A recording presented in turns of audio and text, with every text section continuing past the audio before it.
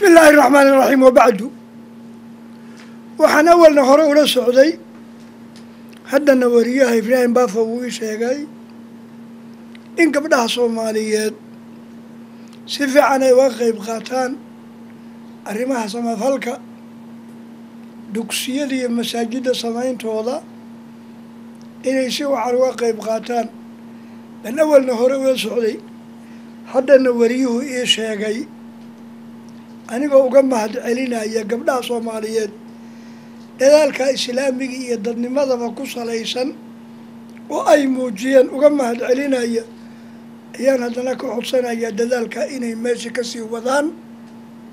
oo ay waxa la wixii samafalo la samaynayo masaajid iyo dugsiyada iyo arrimaha khayrka ee wanaagsan ay ka qayb qaataan kuna dadaalaan ayna ka daalin ayaan ka codsanayaa waxaan ugu ducaynayaa rabbi inuu ka abaalmariyo oo aakhiradooda iyo adduunkoodaba uu suubiyo cibaadadoodana uu aqbalo shariya shaydaanna uu ka qabto ayaan ugu ducaynayaa anigoo bil barakaysan oo ramadaan jooga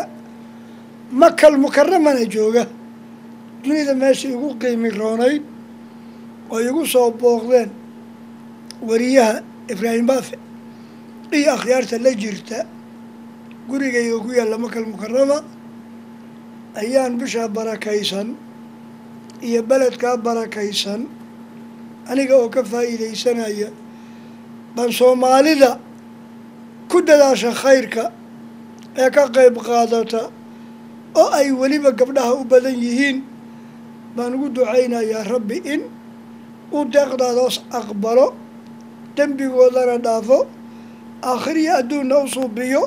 shar iyo shaydaanna uu ka qabto wabilaahi tawfiiq.